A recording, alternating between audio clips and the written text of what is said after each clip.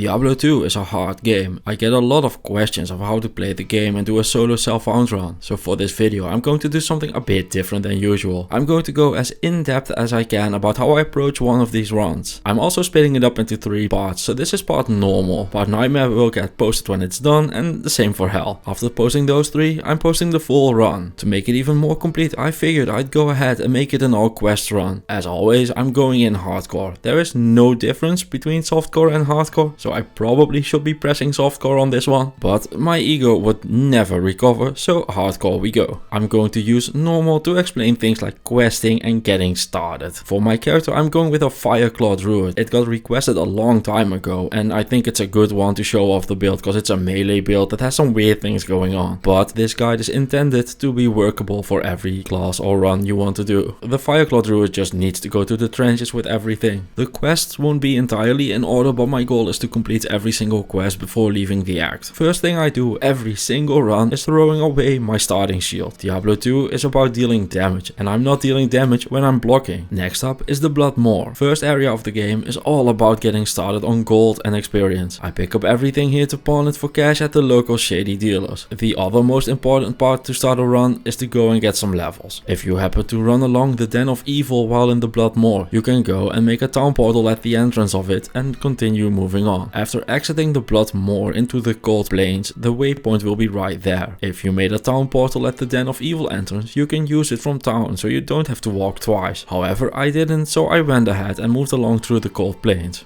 The second quest is Bloodraven. I usually skip this one, cause well, I can, but there's 2 parts to this. One is the pile of zombies that you need to try and avoid. Bloodraven herself isn't too bad, she just runs away a lot. Best thing you can do is try and corner her somewhere. Catching Bloodraven is just the first introduction to 2 concepts I blatantly copied from fighting games called zoning and screen control. Don't worry about those for now, I'll go much more in depth about those in the hell part of this. After ravening the blood of the second quest, Akara has a 2-socket staff for me. I'm gonna go ahead and buy that so I can put a leaf runeword in it later. I also buy a 2-socket cap and put a sapphire in it to help with my mana costs. Having defeated Bloodraven, I have to go take the Cold Plains waypoint, so I decide to walk back a bit and go clear the Den of Evil. The den itself isn't too interesting, just walk in, smack everything around till the HP bars are at 0 and go and collect your skill point. When you're done with the Den of Evil, you go and take the Cold Plains waypoint yet again and take the other path, which will lead you to the Stony Field, home of one of the best early game farming locations. The stones you need to activate to get to Tristram are guarded by Rakanishu. He is quite dangerous because he is lightning enchanted, but he gives amazing experience. The stones themselves tend to be along the path that you need to walk. If they aren't close to the regular path, they should be at the top left of the area. You can farm Rakanishu for quite a few levels if you'd like. You can also move along. It's up to you, but you can farm him up to like level 11-ish. When you move along, also leave a town portal at the stones if you didn't find the waypoint. Make your way through the underground passage, there's no question here. In the dark woods you are looking for 2 things, the waypoint and the big tree protected by 3-head Woodfist, who uses it to hide the scroll of Inifus that he only reads for the articles. If you made a town portal at the Stony Field, do not make a town portal here, cause it means you will be walking again from the waypoint to get back to the Canstones.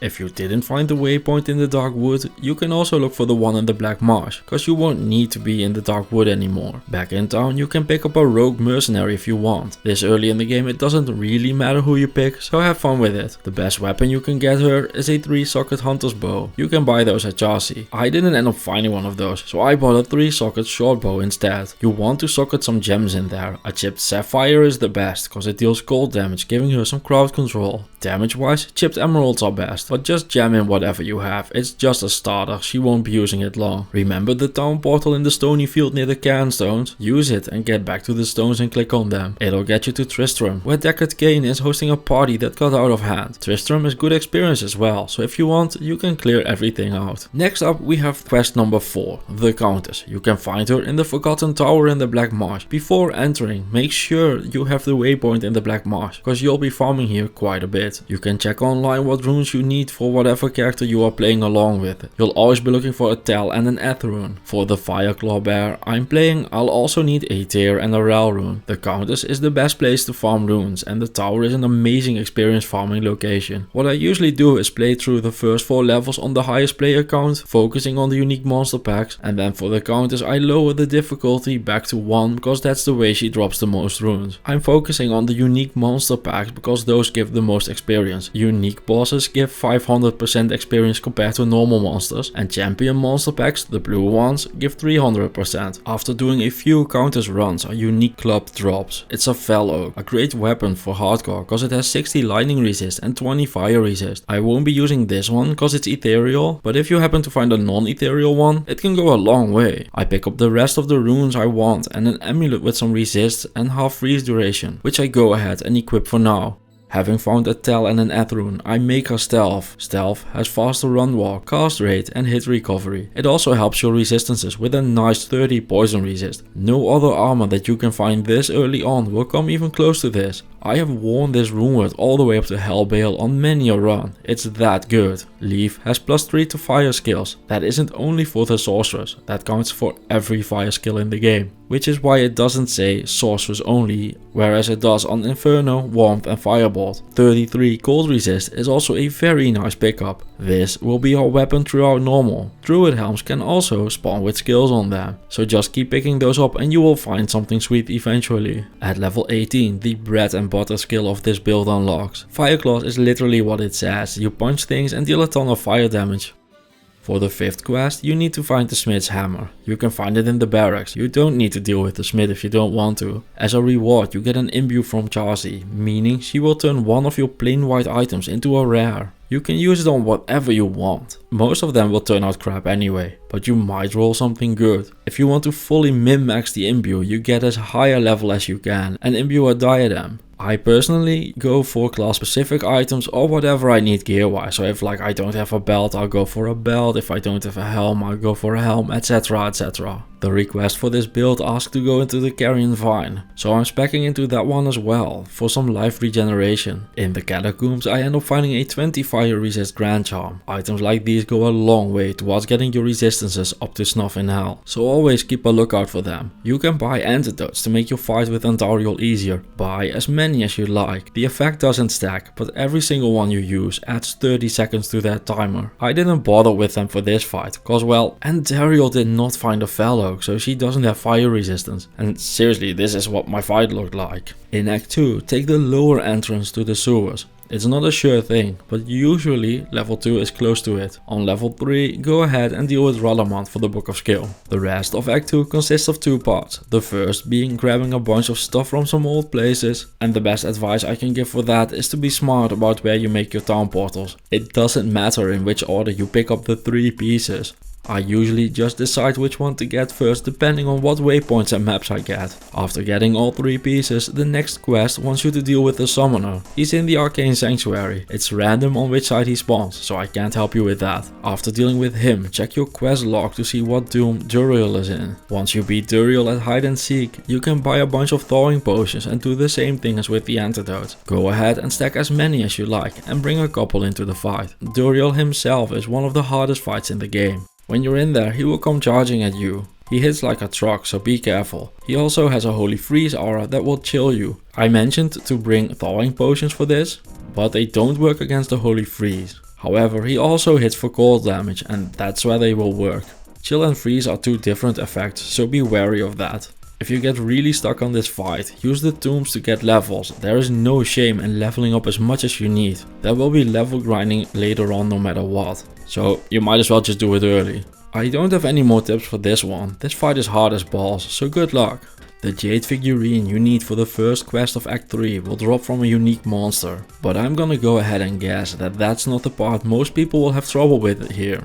I'm not gonna go into mapping, there are people explaining it way better than I could ever do, but I know the forest maps in Act 3 are hard to navigate, so I'm gonna explain a bit. The forest areas are each divided into 6 by 2 blocks. The exits and areas will be on the 3rd, 5th or 6th block. The Great Marsh might be skippable depending on how they connect, but honestly I've linked to the best guide I know about this stuff in the description. It's made by a guy called With No Filler. I can never make a better guide than he has, so I'm just gonna link to his. It's the one I use to learn the maps as well, so might as well just send it to you. The spider cavern will also be in one of the alcoves that could be the exit. Just be careful of Zazak the spider. He is protecting the super chest here and he hits very hard. The Flayer jungle works the same way as the spider forest. One of the exits on that one will have the kid bin and the Flayer dungeon. Not much to talk about for the kid bin, just kill the dude it spawns and bring it back to Ormus for your reward. Usually you will give him the ring right back, but sometimes you get a good one. I didn't this time, but maybe you got lucky. A little trick to save you a lot of walking is to leave a town portal at the kid bin and then move along from there. If you find the Flayer jungle waypoint, you can just go back to town. Do whatever you need to do and take the portal back. In the Flayer dungeon I hit level 24, meaning I get my next skill. Shockwave is what makes this build super safe. It stuns things for a while, so you can smack them down. I won't use it a lot in normal, but it will be vital in hell. The witch doctor guarding the super chest and the quest item is fire immune. If you're playing a fire build like me, just let your mercenary deal with him. After the forest you get into the lower kurast. Congratulations, from here on out you have infinite gold and full rejuvenation potions as long as you are willing to grind for them a bit. There are no quests in the lower kurast, but it is the best farming area in the game. You can find item bases, runes, gems, gold, charms, whatever you want here. No matter how stuck you are, as long as your character is alive to run around here, you can use the super chest to get something going again. The super chests are in the huts around the campfires. They drop a ton of items. Just turn the game up to as high as a player count as you think you can handle and go around and click on things in here. The next quest is about the Lame Essence tomb. The tomb is always in the ruined temple in the Kurast Bazaar. It is easily recognizable because it always faces the same way. The ruined temple is also where I farmed to level 25. You can go to a higher level here if you want as well, but at least make sure you are close to level 25. In the sewers, you're looking for a lever that will get you to level 2 for the next quest item. Doesn't matter if you look for it clockwise or counterclockwise, but if you encounter a golden super chest, turn around and go the other way. Once you found level 2, take the quest item. The other chests around here are super chests and can drop the same stuff as the ones in the lower kurast. Next up, make your way to Travancore. The waypoint in here is always to the left side of the area. It's always in the same spot, so it's a guaranteed checkpoint. It's there cause in Travancore you'll find the council. My advice for them is to clear out the area surrounding them first. They didn't give a guaranteed waypoint for Duriel, but are giving you one for the council. That should tell you just how dangerous they can be. When things are safe, you can start luring them out one by one and deal with them. Just take your time here. Depending on what mods they spawn with, these guys can be pretty free or the hardest fight in the game. I happened to find a rare ring here as well. It turns out it has 28 lightning resist, so I'm gladly going to wear it. The Mephisto fight in the Durance of Hate level 3 requires lightning and cold resistances. If your lightning resist is bad, you can fix that by looking at vendors to see if they have anything with lightning resist. You can find it on belts, boots, gloves,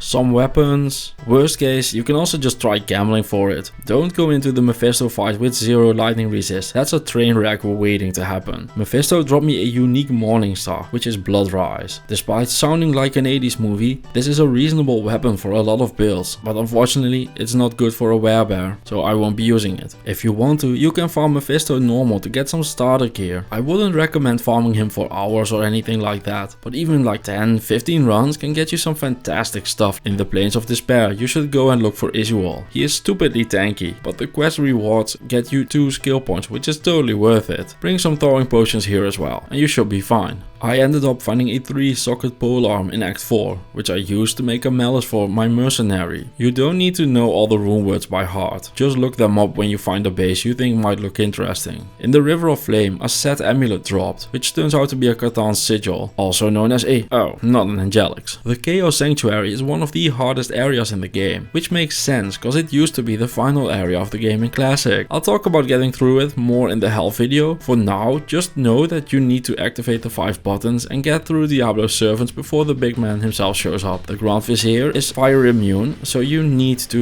use your mercenary there again. Diablo has a couple of attacks. His Firestorm deals a crap ton of damage. He can also hit you with a lightning beam that is half physical damage and half lightning damage. He also does things the old-fashioned way, of just punching you. Be careful, his punches deal cold damage, so throwing potions are still relevant here. One thing that I have to warn for what didn't happen during this fight is that he can throw up a bone prison, which means that he will, well, yeah, put a bone prison around you. I don't know how else to put it. It locks you up and it's very dangerous, so be careful of that. If you're thinking to yourself, that is a lot of being warned about things and not a lot of getting told how to deal with them. That is, well, the most you can do is dodge and get out of the way of the big damage while trying to hit the big angry demon the game is named after. Diablo dropped a rare breastplate with dual resistances and 47 life, which I am going to wear over my stealth. He also dropped me Tear Hunch, which are 20 faster run walk, 10 resist all boots, with some stats on them. Some people will probably have already noticed, but I kind of forgot about the Hellforge quest. You can find Hephaestus' hammer in the River of Flame. The Hellforge drops you a couple of gems and a rune. It's an optional quest, but I wouldn't skip out on it. Before heading into Act 5, you want to make sure you are at least level 25, cause otherwise you are not going to get any experience. It's a penalty for being too low level in comparison to the area level. The first quest in this act is unmissable. At the end of the Bloody Foothills there's a big guy with a whip called Shank. Kill him and run away from the lag. After heading up the stairs, activate the Frigid Highlands waypoint and say hello to Eldritch the Rectifier. This guy here is one of the best experience farms in the game. Ramp up the player count as high as you like and farm experience to your heart's content. Depending on the build I'm playing, I tend to go for level 28 to about 32-ish. But I've gone all the way up to level 40 here before. I didn't encounter any of the other quests while making my way through the act, so I ended up doing the ancient quest next. This doesn't have to be the case for you, but the maps ended up in a way for me that it turned out to be obvious to do it like this. No worries, I'll do all the quests before we wrap up this video and move along to Nightmare. Now, for the ancients fight, it is a 3-on-1. Bring a mercenary. During the fight you're locked in there, you cannot make a town portal to bail on it, cause it will reset the fight. One of them is a throwing barbarian, one of them is a leap attacker, and one of them matters, cause he does whirlwind and that can really hurt. The strategy here is to split them up as much as you can and just fight them 2-on-1. If you drag the whirlwind guy to the edge of the map, he won't be able to use that, which will make the fight much easier. If you like bill running, you should look for the waypoint in the Worldstone Keep level 2. Bill running is my personal least favorite thing in the entire game, so I didn't bother. But as long as you're not hurting anyone and everyone is having fun, I'm not gonna king shame you. For the rest of the Bale quest, things are actually pretty simple. Get to the throne room, clear out the Bale waves, bring antidotes for the second wave, and be careful with the fifth wave, cause they are very aggressive and can stunlock you. Bale has a couple of annoying attacks and he is much tankier than you think he would be. But if you made it through Duriel, the Council and Diablo, you'll be fine here as well. As always, just take your time. The one big trick I can teach you about the Bale fight is how to despawn his clone. When he spawns a clone, walk to the edge of the arena, make a town portal and go to town for at least 8 seconds. When you come back to the fight, the clone will be gone. After getting rewarded handsomely for my troubles with the Bale fight, I'm not done yet with this video. So I'm gonna go ahead and have to walk all the way from the Frigid Highlands again for the final 3 quests. First up, we have the second quest, saving the barbarians in the Frigid Highlands. There are 3 sets of barbarians that ran out of town portals and you have to go bring them some. Their jails are pretty easy to find. If you just go through the highlands, you should be able to find them all. Next up is saving Anya. She's in the Frozen River, which is a cave you can find in the Crystalline Passage. You might have already encountered it while making your way up to the Ancients. It's always guarded by champions, so be careful of those. The Frozen River is basically a Mario castle. The princess you're looking for is at the end of it, guarded by Bowser. After saving Anya, you can go talk to her to get a reward. She follows that up by opening a red portal. The portal is the actual reward for the quest, because in here you will find 2 things. The best experience farming location for all of normal and the most dangerous quest, which is why I saved it for last, because that was totally planned and I didn't autopilot and forget about it at all. I would never. Nilatak is on the 3rd level. It always has the same setup. A door, 4 ways to go and a dreary color scheme. This is very similar to the Arcane Sanctuary. Luckily, this does have a tell on where the bad guy is. All you have to do to know for sure which way you need to go is to look where these eyes are. Nilatak will be in that direction. Normal Nilatak isn't too horrible just yet, so I'll go much more in depth on the fight when we do it in hell. For now though, be wary of his corpse explosion. It's the same as the necromancer skill and it will straight up delete your life total. Once you reach him, you can just take him down. And with that, all the quests on normal are cleared and I'll see you for the nightmare part of this. Welcome to the nightmare part of the Fireclaw Druid. In part 1, we did all of the normal quests and we're gonna pick up from there. Before heading into nightmare proper, I decided to follow my own advice and farm some Mephisto in normal to upgrade my gear. To make the runs worth it, I cobbled together some magic find gear. A lot of people tend to wait for a 4-socket armor and perfect gems before putting them all together. But even a couple of topaz and some random sockets can get you started. The runs start off with a rare ring. It turns out to have some cold and poison resist. Nothing fantastic, but an upgrade is an upgrade. Next up, he drops a unique studded leather and some heavy gloves. The armor is Twitch Throw, an armor with increased attack speed, which will do well on a mercenary. The gloves are Blood Fist, with that 10 increased attack speed, 30 faster hit recovery and 40 life. These are amazing level 9 gloves. The rare breastplate he dropped has lightning resist and 2 open sockets. It's not much, but I can work with it, so I put some topaz into it as well.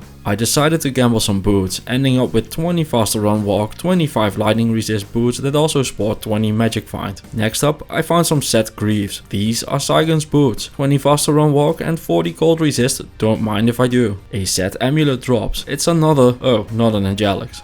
Set gauntlets are Saigon's gloves. Those combine very nicely with the Saigon's boots if I decide to use the combo. Set heavy gloves are Bloodfist's big brother, the Sanders gloves, with 20 increased attack speed and 40 life. Some more gambling nets me a tri-res bladed belt. The unique trident is an excellent mercenary weapon thanks to its slow enemies, which is one of the strongest mods in the entire game. After these upgrades I figured I had farmed enough and headed into Nightmare. First thing I always do when entering a new difficulty is checking what my resistances are like, cause in Nightmare your resistances get a -40 penalty to them. Seeing nothing is in the red pleases me. The fire resist could use some improving, but starting out this is fine. There isn't a lot of fire damage in Act 1 anyway, so we've got some time before it becomes a problem. Oh, just a quick mention, if you want to level up more than I did in normal, you totally can. There is nothing wrong with going to Nightmare on level 40 or even 50 if you want to be extra safe.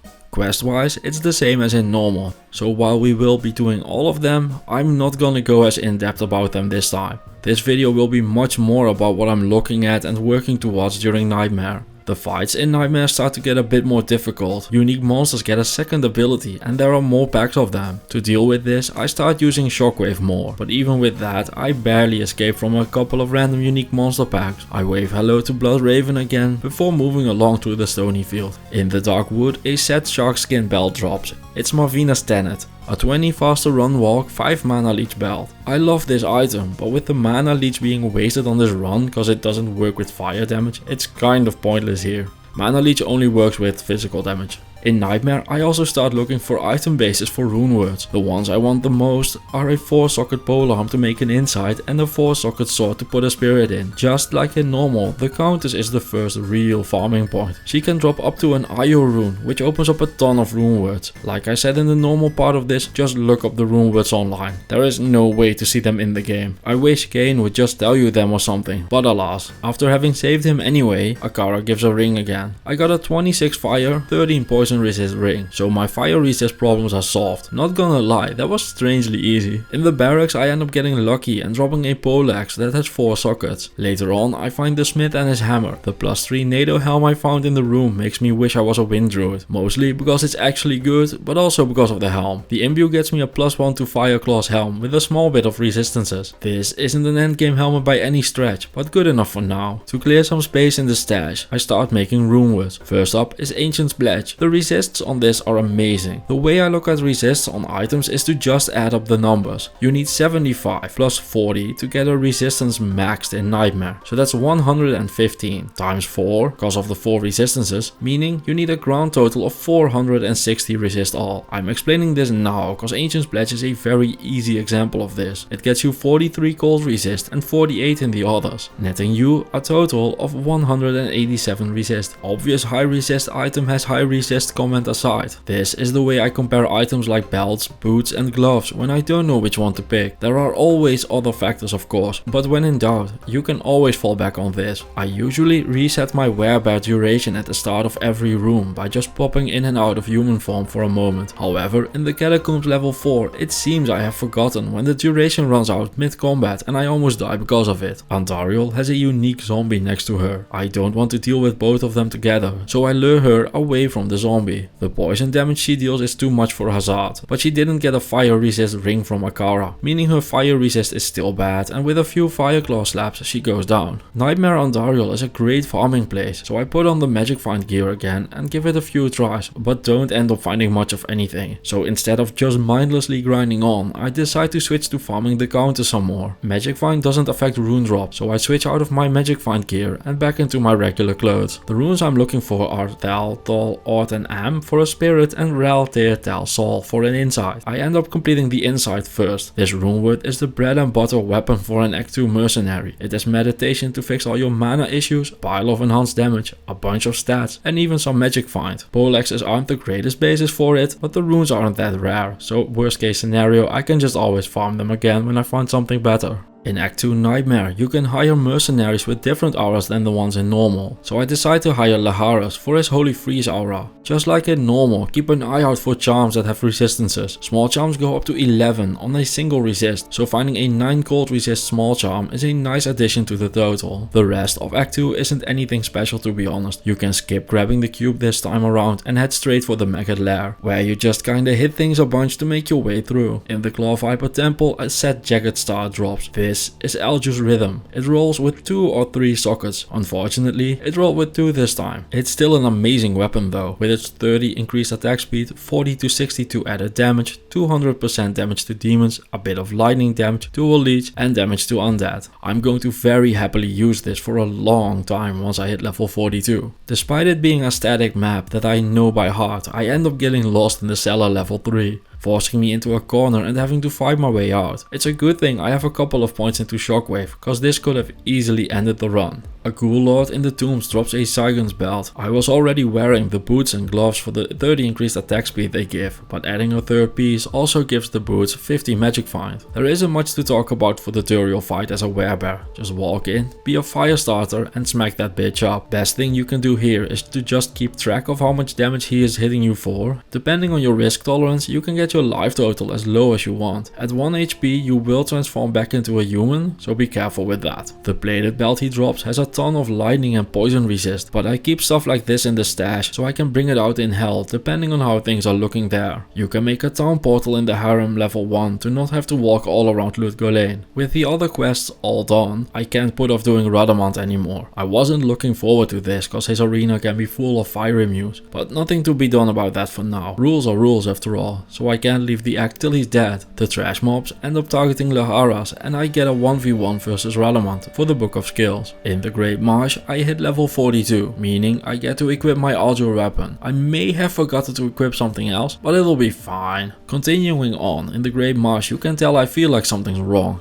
I keep checking my resists, but they all look fine, so I push on. In the Flayer dungeon I run a big risk of getting surrounded by dolls, which will end very poorly, so I need to keep enough distance that I can stun them, but I'm also out of their range. In fighting games this concept is called zoning, meaning you use whatever you have to keep the enemies at the distance you want them to be. In this case I need the dolls to be at a distance from me upon their death, cause they will explode and take my life total with them. However, I do want to be close enough that I can shockwave them so the mercenary can take care of business. Another thing I copied from fighting games is the concept of screen control. Screen control is all about what part of the screen is yours and what isn't. In the Flayer dungeon you can easily know which part of the screen is yours and which isn't. When you clear a tunnel and new enemies come in, you can use your part of the tunnel you just cleared to fall back to give you more room to work. Which is why the hardest fights in the game are stuff like the throne room, where you enter and immediately get shot at without the time to adjust or a clear place to go. I'm just getting started on this concept and will get much more into it in the hell part, but I couldn't couldn't resist introducing it here, cause the example was just too beautiful. After clearing the dungeon and grabbing the brain, I finally realized that I wasn't wearing a shield, so I go ahead and equip that, maxing my resistances except for the poison, but that's what antidotes are for. In Travancore, I actually do what I said this time and clear everything out and start luring the council members out. Pigs will fly and hell will freeze over before your mercenary survives the hydras, so don't bother even trying. And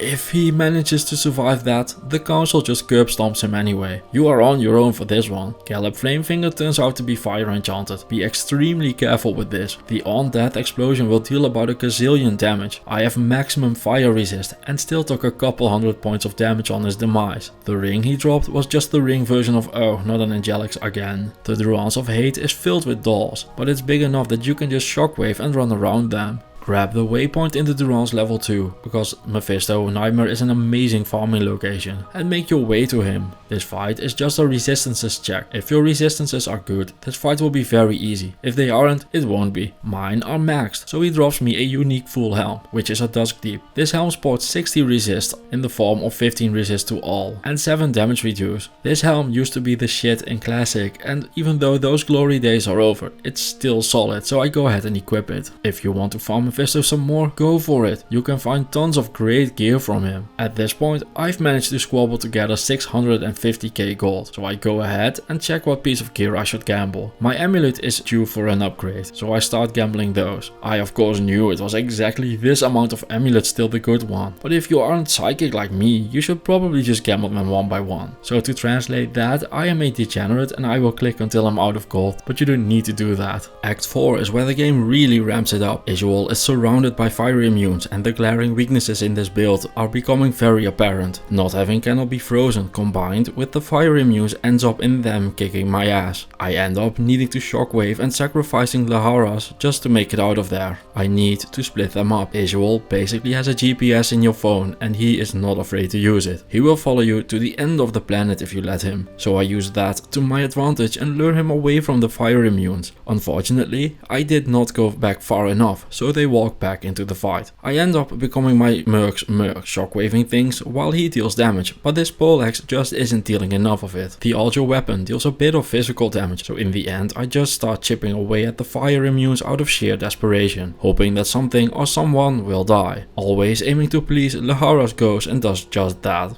I finally get the Doom Knight and Isual separated from the pack of minions, which still isn't perfect, but it'll do. I funnel them into the stairs, so I can finally start chipping away at Vile Crawler the Slayer. After defeating him, Isual on his own isn't much of a problem, but the wheels of this run are starting to come loose. The rest of the Plains of Despair I decide to just run through. After that fight, I don't want to deal with souls right away. I lure Hephaestus away from the mobs the same way I did Isual, except, you know, like actually properly this time, and deal with him. The Hellforge ends up giving me an IO rune, which is disappointing. In the Chaos Sanctuary, I fully transition to becoming Laharas' mercenary. I'm shockwaving everything so he can deal with the fire immunes. It isn't pretty, or efficient, or fun, but gets the job done. I wish I had found a better weapon for him though. This wouldn't be nearly as bad if his weapon had been upgraded at some point. For the Diablo fight, just stay as close to him as you can. The lightning can't hit you if you're close enough. Unfortunately, it turns out that the bear is so big that the trick doesn't work for him, but on every other build, just get as close to him as you can. After that train wreck of an Act 4, I realized it is time to farm. I start off by farming the counters for some runes, so that if I find a base for a better insight, I at least have the runes ready to go. During my runs, I find unique Demon Hide gloves. These are venom grips. They have a bit of poison damage, which will help with fire immunes, a bit of crushing blow, and 30 poison resist. During Act 4, I ran out of potions, so I cobbled together some gems in the lower kurast and made them into full reduce using the cube recipe. Continuing on with the counters farm, a 4-socket partisan drops. The literal battle version of a poleaxe is an obvious upgrade gear wise, so I make the inside in it. It has a lower level meditation, but for my Fireclaw bear, that is barely relevant. I didn't know what I wanted to put into my weapon sockets up to this point. I'm just going to put 2 shale runes in there for an additional 40 increased attack speed. I probably should have done this much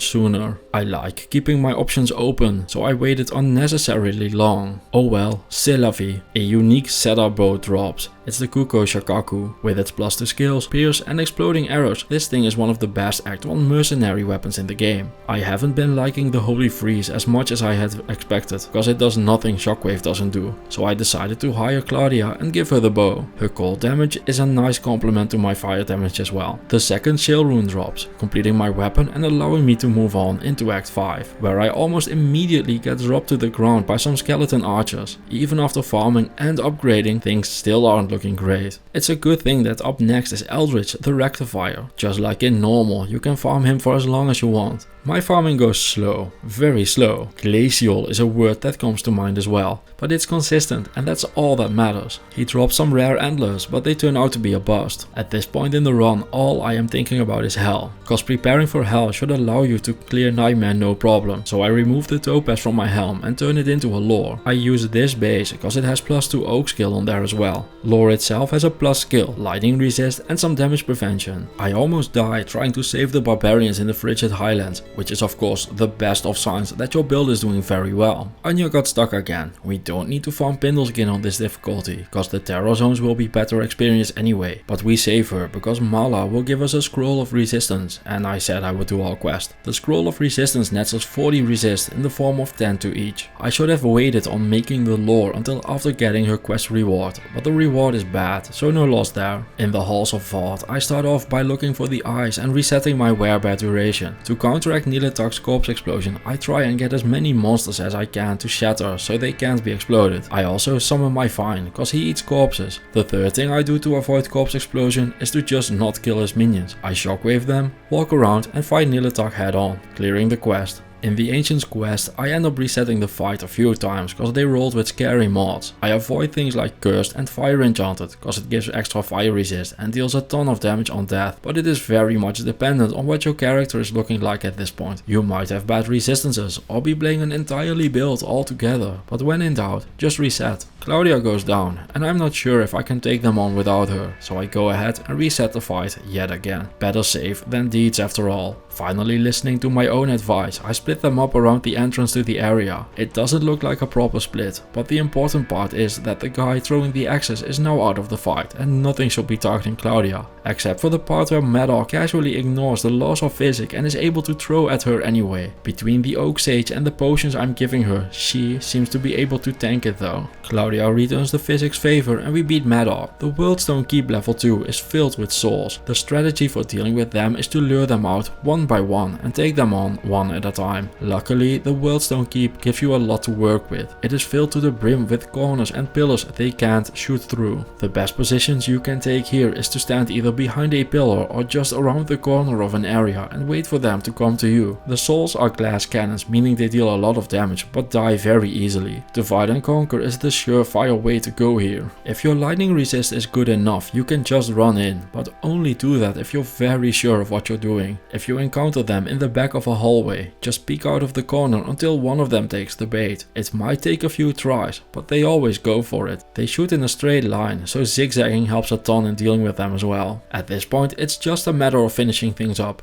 The bale waves are the same as in normal, so nothing changed on that front. They might even be easier, cause you can just shockwave them. The Bale fight is the exact same as in normal as well, and with his death, part nightmare of this is done. There is still one quest open in Act 5, but that is just my socket quest reward that I haven't used yet. For now though, I hope these videos are helping you get through the game, and I'll see you in the next one. Welcome to the first part of the Fireclaw Werebear through Hell. However, before getting into Hell, I'm going to farm some levels in the Nightmare Terror Zones. How much you want to level before going into Hell depends on what you are comfortable with. If you are a mean, lean, killing machine, you can go straight there after defeating Bale in Nightmare. If you're not comfortable with that, you can farm the Terror Zones all the way up to level 75 or even 80 if you want. Just don't do like me and almost die in the pits, be safer than that. During my Terror Zone farming, I decided to queue up 3 IO runes to a Lum rune, which I then used to make a smoke rune word. This rune word has a bunch of mods, but they could all be downsized for all I care. I just want the 50% resistance to all. Those couldn't have come at a better time, cause in Hell you get minus 100 to your resistances. If you save saved Anya 3 times, they will be down to -70, but we've only done it twice so far, so it's -80 currently for me. Resistances are a damage modifier for elemental damage. The base is 0. At -100 you take double damage, and at 75% you only take 25% damage, which is why resistances are the most important stat in the game. Skill wise it's Fire Claw plus its synergies and some points into the bear skills. Gear wise I have an Algae weapon with 2 shale runes in it, a lore in a base with some Oak Sage levels on it, a rare amulet with some resistances, an ancient pledge, the smoke I just made, Dragon's gloves, belts and boots for the combo, a lightning resist ring and a fire resist ring. In the Den of Evil you can tell I need a better weapon. The physical damage on my Algaes is really starting to fall off. It takes about 1,000,000 hits per fallen to deal with them. It's a good thing these guys are pretty harmless. Things that aren't immune, like corpse fire here for instance, all go down very easy and won't be a problem for the rest of the run. Cause if there's one thing we do, it's a lot of fire damage. Rakunishu fortunately isn't very physically tanky, so even though he is immune to fire, I can clear out the way to the stones no problem. In Hell there are lots of things to be careful of. Auras around monsters are always a cause for concern. This group here has a Might Aura. You don't need to do anything special to deal with a Might Aura, but you should be aware that they hit much harder than they would normally, so adjust accordingly. The more scary thing here is that this boss pack also has the Cursed modifier. This makes it so that when they hit you, an orange cloud will be above your character. This is the Amplified Damage curse. The best way to deal with this is to heal it off by going to town. I usually don't bother doing that though, but you need to pace yourself, and when in doubt, just go heal. If you're really stuck on a pack like this, that is immune, cursed and Might Aura enchanted, you can always just leave the game and reroll. Along the way I picked up an amulet with 17 all resist. 4 times 17 is 68, which is lower than the 74 my current amulet is providing, but the battle split gives me much more flexibility in my gear choices, so I decide to equip it. I do the wave for Kane so he can escape, but the ring I get as a reward wasn't very good. I'm very overcapped on resistances, so I decide that I want the attack rating more than I want the resistances my old ring had, and equip it anyway. The Blood Raven fight isn't very hard. She doesn't get any special modifiers, so you can just walk up to her and slap her around a bit until she dies. The counters can follow you through doors. You can use that knowledge to recharge or reposition things in the fight or to split things up easily. The countess herself gets a bunch of random mods, so sometimes she is extremely dangerous and sometimes it's the easiest quest in the game. She is the best place to farm runes up to Ist, so if you ever want to force a rune word in a run, she is the girl to go farm. In the barracks I tell Agent Smith there is no hammer, you can fight this guy if you want, and as you can tell I don't want, so I go and deliver Chassis a little gift. Except for my weapon, my gear is pretty good. I don't really need anything specific for the imbue. It is rarely worth it to imbue weapons, so I decide to just roll a druid helm. I end up getting a helm with light and cold resistances with an additional 2 sockets. If I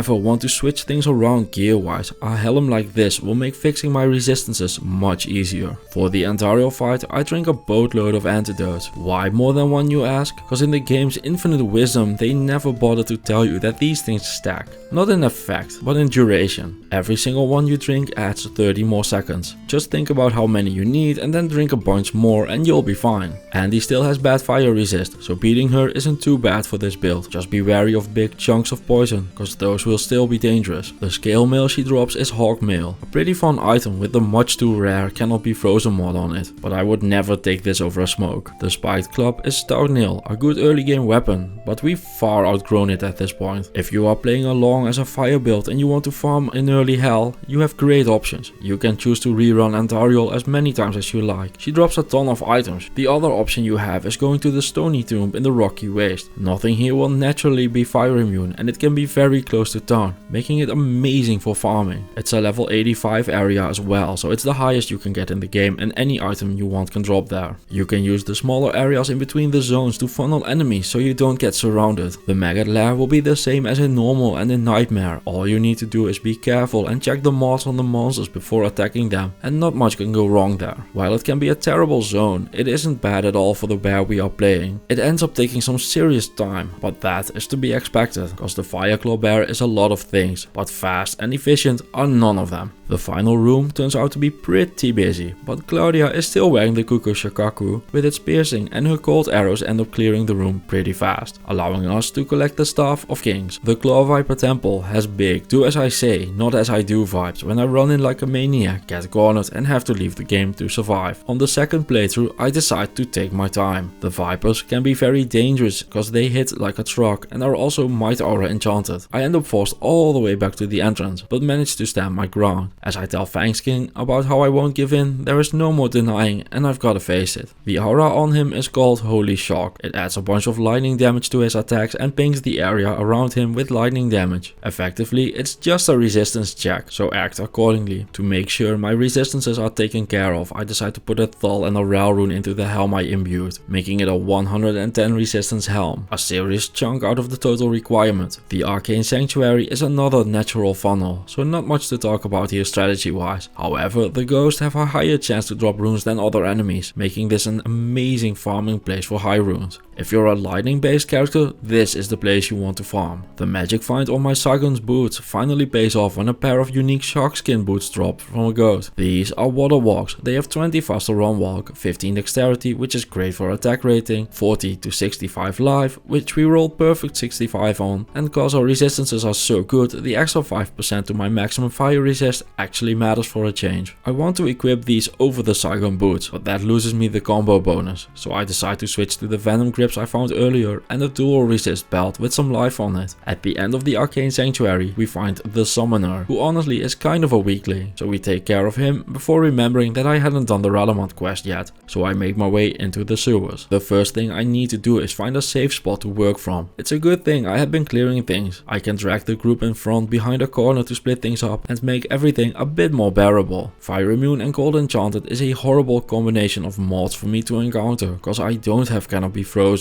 Even a couple of normal skeletons like this ends up being a big problem for me, and Claudia is earning her paycheck something fierce here. Another terrifying mod to encounter is the Fanaticism. You can recognize it by seeing monsters having an orange aura. This makes them hit faster and harder, which is just bad news bears all around. All you can do is tactically retreat, deal with those couple of monsters, rinse and repeat. If you have the room to do it, just retreat back so far that the aura falls off. It will make your life much easier. If you get lucky, the aura carrier will follow you first. Here, he didn't, so I clear him out last. It all works, just don't go diving in like crazy. Fanaticism aura will get you murdered super fast. Archers around the corner can be pretty terrible as well. I got lucky and was able to just dive in, but if you can't, you can use an AoE spell to start splitting them up. Another trick that works is running in, killing one and running out again. If you are using a bear or an oak sage summon, you can summon it in the middle of them, have all of them target the summon, and you can work from there. Radamant himself was Cold Enchanted, prolonging the fight a bit, but he isn't fire immune, so I fire started all over him and collected the book of skills and a unique warhammer. Ironstone is a big damage stick at level 27. It's a weapon that can get you through the first part of Nightmare without too much trouble, but we are way past that, so it is of no use to us anymore. In Tal Rasha's tomb, I'm honestly just sick of Act 2 and want to be done with it, so I run through it and make my way to Duriel. The boss fights in Hell are much easier than they used to be in Normal and Nightmare. The bosses deal more damage and have more life, but your build should practically be done at this point, so you are just that much more powerful than you were in Normal and Nightmare. I had no trouble just casually tanking Duriel this time around, but if you did, you can just use the strategies I explained in Normal and Nightmare to beat him. Just like antidotes, thawing potions stack duration as well, so you can always drink those. After defeating Duriel, I went ahead and upgraded my belt, so it has more slots for potions. This isn't required or anything, but it's a big quality of life moment. In Act 3, I get a so-called Great Marsh skip,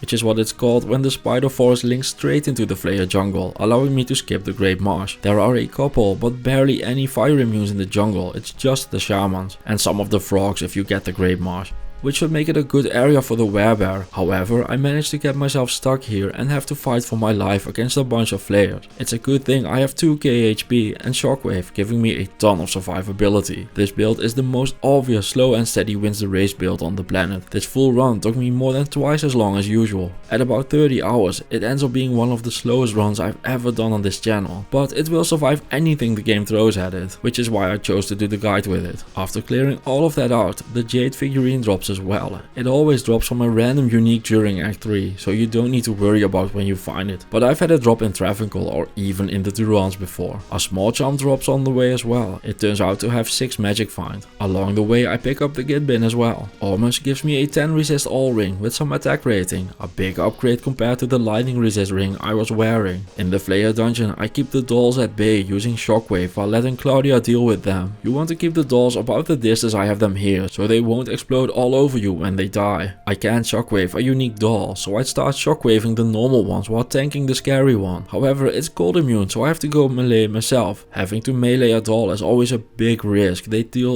so much damage. I end up taking the hit and surviving. Do this with one of them at a time, don't do this with groups, you will die. You can tell I'm starting to run out of patience though, cause I'm starting to slap the dolls as well. Which is another do as I say, not as I do moment. The next pack of them has the extra strong modifier. This causes even then normal attacks to hurt immensely. I'm not into that, so I just start shockwaving and hoping for the best. Even a regular doll exploding deals almost 900 damage, so be very careful with them. After all of that, I finally end up making it to the witch doctor and take him down. I do feel like I forgot something here though. I don't know what it is, but I'm sure it'll get back to me at some point. Having made my way through the best rune farming area in the game, the lower kurast. Just hit up the chest here and go to town as much as you want. You can find every rune here, up to Burr. It'll take a while though. I decide to go back and clear out the spider cavern. The best way to do this is to use the tunnels to funnel the spiders. If you fight them in the tightest spots, you can never get surrounded. However, it turns out that I am not able to tank Cesark the Burning, so I have to run back and have him chase me. Good thing I know that I cleared everything out, so I can just run back and guide him until I get them positioned into the small area again. In the end, it didn't even matter, cause I put my trust into Claudia's damage to deal with the fire immune Cesark, and even though I tried to tank, it all fell apart, so I just started running for it and grabbed Kalim's eye. At this point I thought my game had messed up when I logged in the next day, cause it told me to go to the Flayer dungeon, but I was pretty sure that I had already picked up the brain. I ended up looking back at the footage to see what happened.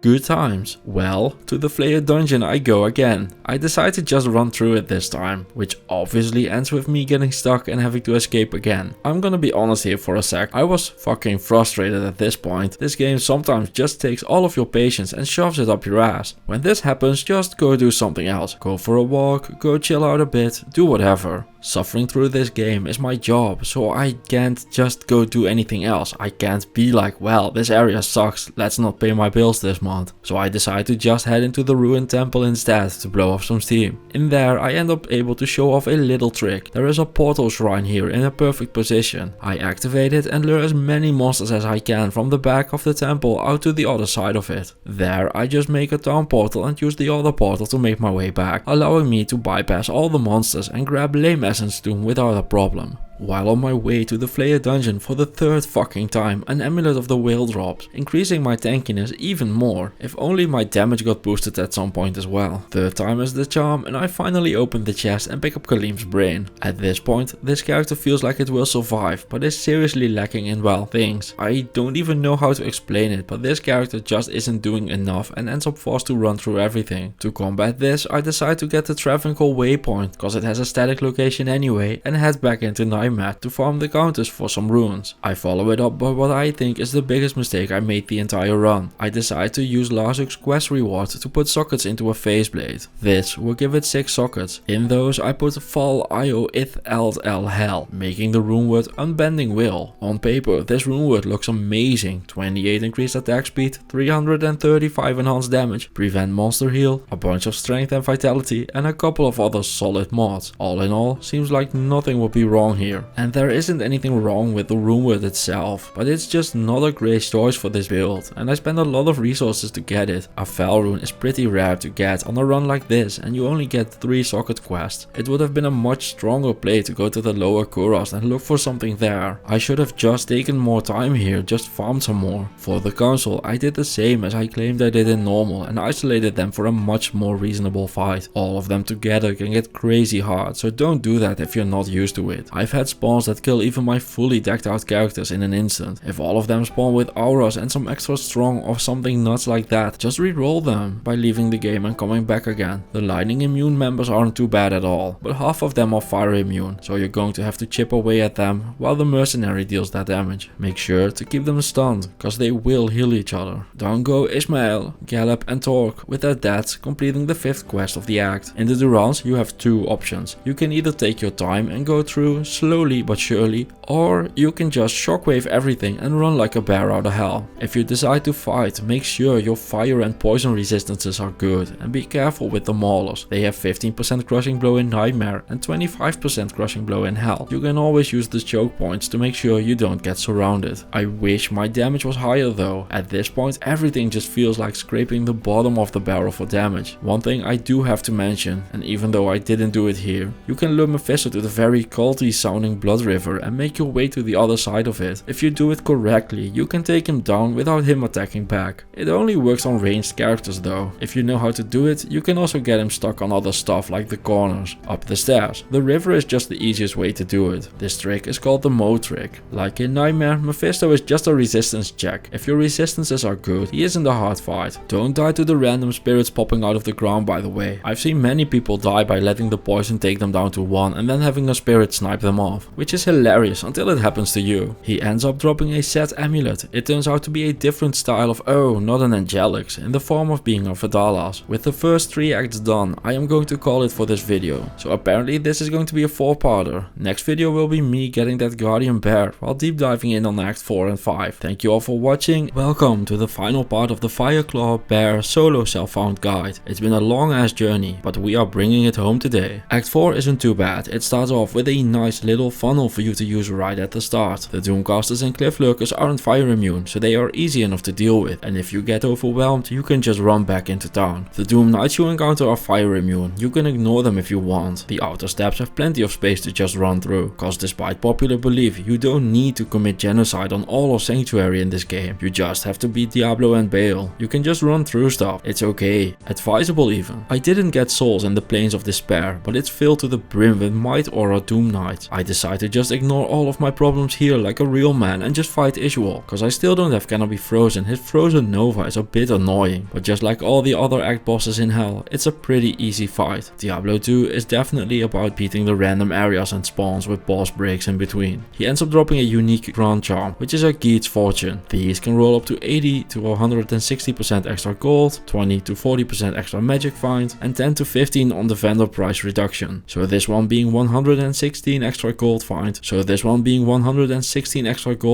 27 magic find and 11 cost reduction is a pretty bad roll, but I'll still gladly put it in my inventory. In the River of Flame, I decide to go in and check if Hephaestus happens to be alone for an easy fight. The pile of Might Aura enchanted Airidah tells me that he is not, so I decide to reposition myself by leaving with the town portal and walking back from the waypoint. The Airidah, just like the Maulers did in the Durans, have crushing blow, which means they will knock you into hit recovery if you're not careful. You can tell by the swirls around your head. They don't have any immunities, so at least you can chunk away at them as well. I end up isolating a Holy Freeze ghost. Holy Freeze is the same aura as Duriel has, which is why you are so slow around him. Having this happen to you in a big crowd can be fatal, so lure them out when you can. Hephaestus, the Armorer, is always aura enchanted, so even with a weak spawn, he is still very dangerous. This time he rolled a Might Aura, which allows him to use my life total as a scorecard to see how hard he can hit, like we are at a carnival. Towards the end of the fight, he starts teleporting around, causing Might Airidah to join the fight. There is no way I can take these on as is, so I need to fall back and hope not all of them follow me. I get lucky and have Hephaestus follow me. Despite teleporting away when he realizes his mistake, it's no use, and I take him down for the Hellforge Hammer. How much of a misplay I made by making the Unbending Will becomes very clear when a Ko rune drops from the Hellforge. If I had saved my Fel rune, I would have been able to use them together to make the rune word Obedience, which would have been an amazing weapon for the rest of the run. Oh well, what's done can't be undone, so no use in being sad about it. In Diablo's front yard, it becomes apparent just how pitiful my damage has become. Even the simplest of Doom Knights are a massive slog to get through. At this point, I'm just out of patience. I can't accept how bad this build is performing. A unique Venom Lord is what ends up pushing me over the edge. It takes forever to kill him, and he almost gets me one hit from death randomly throughout the fight. I'm off it. This is unacceptable. Things need to change. First off, I switch back to the Elder's Rhythm. Both of these weapons performed very similar, but this allows me to hire Onela, the Barbarian Mercenary. I give him a Hustle, the Unbending Will and the Dusk Deep. As his final weapon, I'm just picking up whatever I can find. Even though I craft during every single run, I almost never end up using crafted items, cause most of them aren't very good and will look like these, but it is an option you have, so be aware of that. Cause I have easy access to tons of resistances, I decide to switch my belt to a plated belt of the whale. Following that up, I reluctantly head back into the Terra zones again. In there I find a rare ring and a 3-socket node, which I can use to make a black rune word. The rare ring is bad, but I figured I'd show it anyway. Despite this build being a request, at this point I just want to change my build to my own preferences. I have been very disappointed in the Vine, cause as you saw from it never being on the screen anytime, anywhere whatsoever, it's always dead, so I just don't want to waste the skill points on it anymore. Resetting my skills, I start off by maxing Fire Claws, and of course I put 20 into its synergies Firestorm and Molten Boulder as well, for the maximum amount of damage I can get. The rest of my skill points are going into Lycanthropy for some Werebat transformation duration, a couple of points into Shockwave and the rest into Oak Sage. Stat wise I put 82 into Strength so I can wear the node I just found. I also pump up the Dex for some attack rating. You don't need to do this, but I like being able to hit things a lot. The rest of my points go into Vitality. At the end of all this, I check my resistances. They are still fully maxed, even for Hell, which honestly is pretty wild. It's rare that my resistances are this good. To help with my growing frustration, I decide to clean up my stash as well. The order I have my items in currently is a very specific order. The runes are in order of upgrading. 3 its make a Tal, 3 Tals make a Rel, etc, etc. Putting them in this order eliminates the need to look things up online every single time you want to upgrade a rune. The second thing you see me doing here is putting my gems in the Tasrat order. It doesn't matter for skulls, cause they aren't used for upgrading runes, but the other gems are in the order of Topaz, Amethyst, Sapphire, Ruby, Emerald, Diamond, also known by the acronym Tasrat. For an easy to remember trick, you can just remember that the order of your gems rhymes with bread. This order isn't an accident. Once you start upgrading Thal runes and higher, you need to add an additional gem to the cube to do it. 3 Thal runes require a chipped Topaz to become an Am rune. 3 Am runes need a chipped Amethyst to become a Sol rune. 3 Sol runes need a chipped Sapphire. And at this point, I'm guessing you can see where this is going. 3 Shale runes need a chipped Ruby to become a Dal. Dal needs chipped Emerald to become a Hell, and Hell needs a Diamond to become an Io rune. From Io to Lam, the circle starts again, but this time with flawed gems. This keeps looping up all the way to Cham, which needs 2 Chams and a flawless Emerald to become a Zal rune. I wish there were 7 more runes to truly go all the way with this system. It feels kind of unfinished now, but I digress. Back to my point. This is the Tasrat system used in Diablo 2. I hope this explanation saves you from a lot of looking things up online, because games still can't tell you for some reason. They should really patch that in. In the lower kurast, the game really decides to rub my face in it when I get a cryptic axe rack. I'm not gonna go all over how racks work, that is way too advanced for this guide, but you should just try them for yourself cause they are great. The general gist of it is if you hit them from the same angle, you will get the same base item from them. This is the fastest way to farm a unique or amazing base item. I used the cube to roll sockets into my newfound cryptic axe and end up getting 5 sockets, which means I would have had my obedience now and all my problems would be solved if I hadn't spent my Val rune. Sucks to be me, I suppose. To at least get some use from my new item base, I decide to farm the counters in Hell to see what I can get. I never did end up getting a Val rune, but Shalan, my new desert mercenary with Holy Freeze, will love having an honor cryptic axe. I won't, cause I still want that obedience, but if you're not willing to grind till your eyes bleed, bad decisions start snowballing. So after washing a bad taste out of my mouth, I make the honor. Honor isn't a bad rune word by any stretch of the imagination, it's just bad compared to obedience. It has +1 to skills, 160 enhanced damage, 9 min and max damage, some attack rating, 7 life leech, 25 deadly strike and some small other mods. I shouldn't complain about this at all. I'm going to, but I really shouldn't. To give myself some more damage, I go back to wearing a lore again for the +1 to skills. I upgrade my Ancient's Pledge to a triple diamond shield as well to compensate for the resist I'm losing from switching helms. All I can say at this point is that the more things change, the more they stay the same. After all these acts, upgrades, item changes, difficulties and different mercenaries, I am back to being my mercenary's mercenary. Shalan, with the help of Shockwave and Oak Sage, isn't having any trouble clearing out the Chaos Sanctuary as long as I make sure that things are in the correct position. Which brings me to the zoning in the Chaos Sanctuary. This place looks fucking cool, but it's also very smartly designed. It starts off with a small funnel location on both sides. These allow you to make sure you don't get surrounded. You can lure everything from up to the pentagram in the middle of the big room down here to clear it out without getting surrounded. The way this place is shaped also gives you amazing screen control over the early earlier parts of the area all the way up to the pentagram. As long as you clear things out, you have miles of area to work with. The middle here is the hardest part of the area. To play smart with this, stick to clearing out one side first and not diving in too deep. As always, just pull monsters away from the packs into your part of the Chaos Sanctuary, and when they are done, start pushing until it becomes too much, at which point you can start pulling them back again. Some characters can do entire groups of monsters at a time in here, and some characters are a werebear and need to fight every single monster one at a time or even zero at a time while just shockwaving with tears in their eyes as Chalan becomes the one carrying the run on his back. While he does that, I'm just gonna go ahead and snort a pile of copium while singing Chalan, Chalan, whatever will be, will be.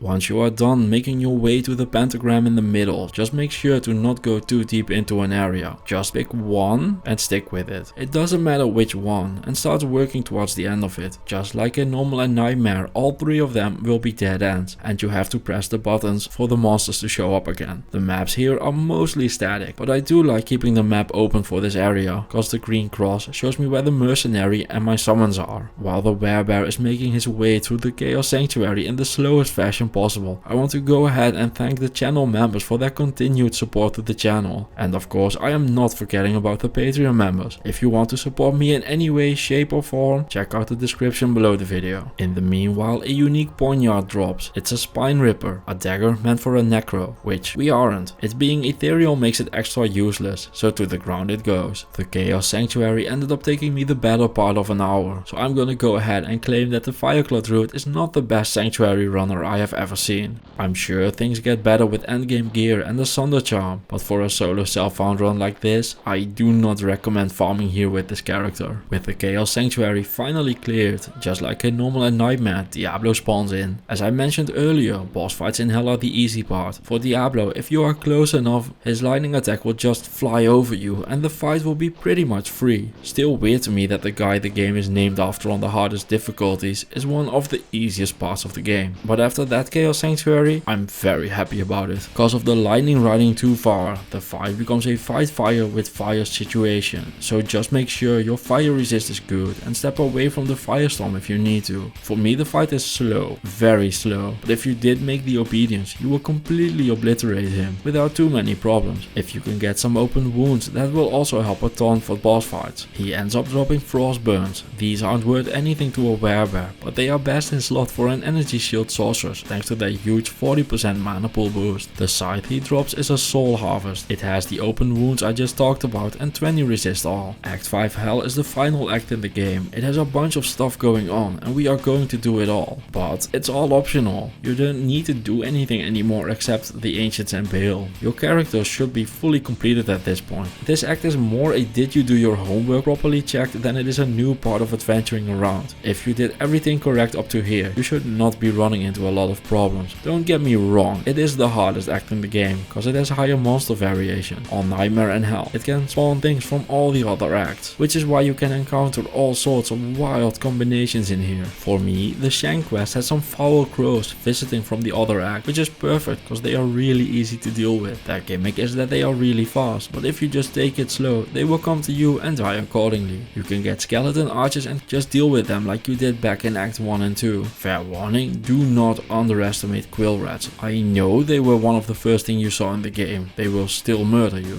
The rest of the quest is the same as in other difficulties. Don't forget to check what mods Shank has spawned with, but at this point we have covered all of the relevant ones, so you should be able to take him down. After defeating Shank, I go ahead and do something I should have done a long time ago and create a black in the node I found all the way back in the Nightmare Terror zones. The black runeword has all sorts of mods, but the most important one is the 40% crushing blow. Spirit is potentially the most broken runeword in the game. For the low price of an Am rune, you get +2 to skills, pile of resistances, vitality, mana and a crapload of faster hit recovery. We aren't even using the 29 faster cast rate and it's still broken as hell. To this day, I don't understand what they were smoking when they okayed this runeword, but if they could just pass it along, that would be great. The Monarch does require 156 strength, so to Akara I go again for the final respec of the run. I do the same as I did before, strength strength index for gear, rest into vitality. I do end up fucking up on the dex, so I go and borrow Shallan's armor, cause Hustle has some dexterity on it. But after testing, I decide to go back to the other's rhythm anyway, cause the performance ended up being very similar again. That's a big thing with these melee builds, like all of these weapons are just very samey in power level, so it doesn't really matter which one you use. As long as you have something like this, you will be fine. Skill wise, I changed nothing. This build is 10 out of 10 perfect and I wouldn't change a thing. The only recommendation I can give is to play a werebear in Diablo 4 instead, because it's actually good there. And please don't spam my comments with Diablo 4 sucks. I liked it, I had fun with it, other people do as well. This is not a hating place. I normally wouldn't at this point, because why would I care about a Rel, Ord and a Thel rune? But it is still an all quest run, so the barbs get saved. In the Crystalline Passage I encountered the final truly scary aura in the game. This green aura is called Conviction, and that comes with all the horrible consequences you can imagine. If you encounter a monster with this aura and something like lightning or fire enchanted, be extremely careful. If you hadn't noticed it yet, I'm just going to point it out. All the advice I'm giving at this point is very generic, general gameplay advice. This far into things, your run might share one or two things with mine, but it's probably very different. You might not have found an Eldritch Rhythm, you're using a black, you found something else. I don't know, there are so many items that will all work. You might just not have fucked up and have an obedience, eliminating the need for a spirit as well, making your stat requirements completely different. You might have found a Charm rune and could be wearing the Metamorphosis rune word. Maybe your Hellforge dropped a Lem rune and you're wearing a Treachery armor. Maybe you found way more than I did and your setup is just superior to mine in every single way. It's all possible. I can't just be like, use your XYZ item, because you might have something far worse or far better. There's just no telling anymore. All I can say at this point is to make sure your resistances are solid. Try to have at least 1500 health, preferably more, as much as you can get is best of course, but at least 1500. That should keep you safe from almost anything in the game. If you have access to more, that is obviously a good thing. If you're just playing on players 1, you'll never need more than 2.5k. You'll survive everything at that point. The final thing is that if you're playing a melee build, get your chance to hit as high as you can get it. Aim for about 10k attack rating, and when in doubt, just level up and grind more. Be aware of the arenas you're fighting in. All of them are designed for you to be kiting around in. Use pillars, corners and stuff like that to your advantage. The developers didn't put them in by mistake.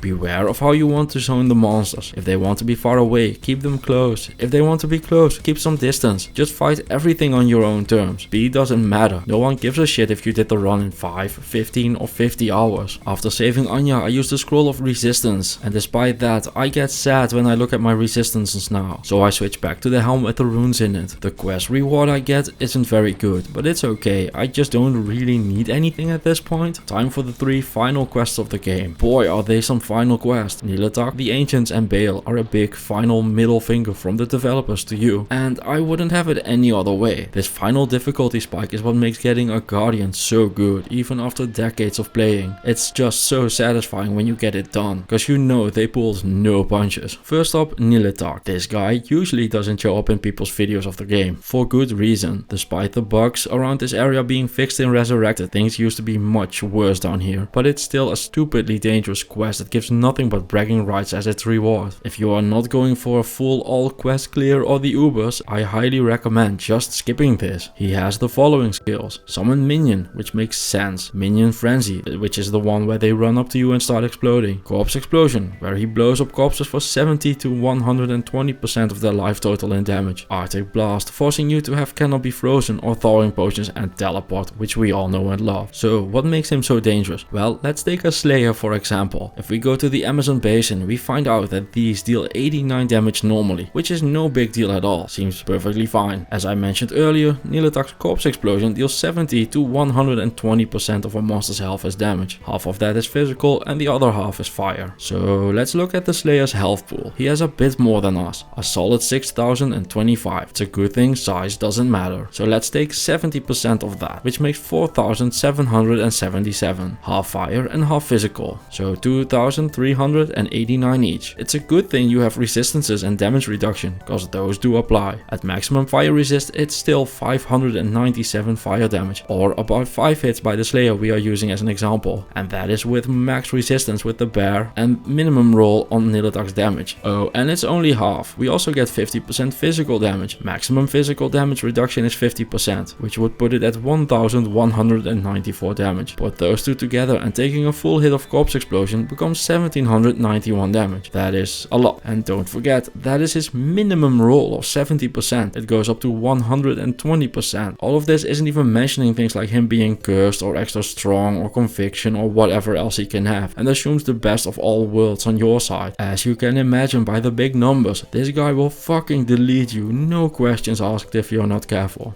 Do not attempt this quest if you aren't ready to accept death, cause it can and will happen out of nowhere. Having warned you, this is the time to mention there is tons of counterplay to him as well. If you have it, wear an item with slain monsters rest in peace, like a nature's peace ring. Don't bring your mercenary if you go this route. The mod only works on the one equipping it, so if your mercenary kills something while you are the one wearing the slain monsters rest in peace mod, Corpse Explosion will still work on it. Try and make things shatter by killing them with cold damage. You can use a redemption aura on a paladin, or if you have a rune word that has it, you can use corpses before he does with something like find potion, find item, grim ward, Corpse Explosion, a vine, summon, whatever you can think of. Another tactic you can use is to lure away all the enemies without killing them, or just stunning them and killing only the man himself. After all, he can blow up a corpse that isn't there. If he rolls something like cursed or extra strong or immune to your element, just re-roll him. Getting set back a couple areas is not a big deal if the other option is starting again at level 1 in the rogue encampment in normal. When he does go down, give yourself an applause and be proud that you did it. You have just completed by far the hardest quest in the game. You can make your life a lot easier for yourself during the Ancients fight by taking potions up there and dropping them on the ground before you start the fight. You do have to be careful with these though. Items on the ground disappear when they aren't interacted with for a while, so what you need to do is to click on them every once in a while. Doesn't matter if you pick them up or not, just interact with them to keep them from despawning. The Ancients themselves are the same 3 guys as in normal and nightmare, however in hell they have a ton of mods on them, so don't be afraid to re-roll by making a town portal until you get something good. I recommend getting rid of things like might, fanaticism and especially cursed. Extra strong and some other combinations could be terrible as well, but it's highly dependent on what you're working with. Don't be afraid to re-roll them as many times as you need, just make sure you don't run out of town portals. Strategy wise, it's safest to split them up and fight them 2-on-1. If you can't, you could go and try for a 2v2. I don't recommend fighting them 3-on-2 or 3-on-1, cause they can be pretty dang scary. The last tip I have for them is to make sure you don't accidentally make a town portal. This fight can easily take 20 or even 30 minutes, and resetting them near the end by accident is not a good time and will ruin your will to play the game. Or so I've been told. I've never done that, of course not. The Worldstone Keep can be either completely free or extremely dangerous depending on what spawns you get. Be extra careful around vile witches, death lords and souls. The damage they deal sneaks up on you. As usual, there are 2 ways to tackle this. You can either clear out everything one by one, or you can just run through, which has more risk but a higher reward. My reward ends up being getting stuck and almost dying, so I have to save and exit the game to try again. My 3rd attempt at it, I get one of the worst spawns you can get for the Worldstone Keep level 2. I get souls and Horadrim Ancients. The Horadrim can and will revive the souls, so the tried and true strategy of luring them out one by one won't work. You have to isolate the Horadrim and be careful with them as well. Even though they are just a bunch of scrawny looking summoners, they deal way more damage than you would give them credit for. If you have no other choice and can't reach the Horadrim Ancients, what you can do is just lure the souls back so far that they are out of reach for the revival. This isn't 100% foolproof, cause the Horadrim can just walk forward, but at this point of the game, all the guaranteed strategies and no risk situations are kind of just gone. It's about getting things done no matter how down and dirty it has to get. With the Worldstone Keep traveled through, there is not much for me to tell you anymore. We have gone over everything and only the Throne of Destruction is left. I spent a lot of time in this how to do a solo run guide talking about how to deal with souls and dolls, and at this point the game just knows I can deal with them. So it figured, why not both? I'm running out of things to talk about, but this throne room is the perfect nightmare spawn to show how to clear something like this. You can just work your way through to the sides as well. I didn't because I know I don't need to, but if you need to, just clear as much as you like. You can use the cleared corners to lure the bale waves away if you need to. Just make a town portal when you've pulled them away and walk your way back from the waypoint. It's super miserable to do, but it will work. After clearing that, the bale waves are the same as they were in normal and nightmare. The only thing I want to warn about here, check what you are diving into before actually diving in. Getting a pack of cursed extra strong monsters in a bale wave will still kill you. With the waves done, it is time for the bale fight. This fight can take forever. I have taken over 30 minutes on a bale fight before. If it happens, it happens. If you have the slowest enemies mod on a weapon somewhere, bring it. Same goes for open wounds and crushing blow. If you have enough slow enemies, bale will just stop functioning and be a free fight. If you have a weapon with the grabify like a lawbringer, that is also amazing to use against any bosses, but especially against Bale. While we are working on Bale's life total, I'm just going to mention that I left links to all sorts of resources in the description. There's a map reading tutorial, a drop rate calculator, a Diablo 2 cheat sheet, the Amazon basin I mentioned before in this video. It's just all the stuff I used during a run. And don't get cocky just yet. Wouldn't be the first time I've died to Bale, but this always feels like a victory lap. If he spawns a clone, don't forget you can despawn it by going to town for 8 seconds. And that's it for the tutorial or how-to guide or tips and tricks or whatever you want to call it video. I hope it helps you get through your own runs and makes way for lots of guardians. With Bale going down, we have done it. We are now a guardian Barbie girl, and it's our Barbie Worldstone chamber. To finish things off here, this is our plastic, an Elder's Rhythm with 2 shell runes, a helm with a bunch of resistances, a hustle, a 17 all resist 7 magic find amulet, a spirit shield, the water walks we found in the Arcane Sanctuary, 2 rare rings and a rare belt for some resistances and venom grips for our gloves. I wish I could say it's fantastic, but honestly it's pretty crappy gear. Nothing is completely horrible, but none of it is very strong either. If you spend a bit of time farming, you probably have much better stuff and your life is much more fantastic. Stat-wise, this is my creation, strength and dexterity for gear and the rest into vitality, which is just your cookie cutter Diablo 2 build. Almost every single build in this game looks like that. Skill wise, there is some more imagination. For the summon skills, I have a bunch of points into Oak Sage. The Thorn of Barbs you see just comes from my items, I didn't actually use it. For my shapeshifting skills, I have Fire Claws maxed, 5 points into Shockwave and some points into Lycanthropy for some added wearbar duration. In the elemental skill tree, I have maxed Firestorm and Molten Boulder because they are synergies for the Fire Claws. I didn't actually use them or anything. You don't have to do exactly this, but this is how I like to play it. If you don't mind resetting your transformation as often, you could put less points into Lycanthropy, or you could max it and Oak Sage before you get into the synergies if you prefer safety over damage. If you want some summons, you can spec into those as well, so you have a bear and some wolves tagging along for the ride. It's your fantasy world. The mercenary is using a Dusk Deep, the soul harvest I found earlier for the open wounds it has, and the smoke. With every single quest completed, this bear is out of things to touch and play with, and those ham-fisted as hell jokes make me realize the puns have become unbearable, and I'm gonna say goodbye for now. Thank you all for watching, and I'll see you in the next one. Bye bye.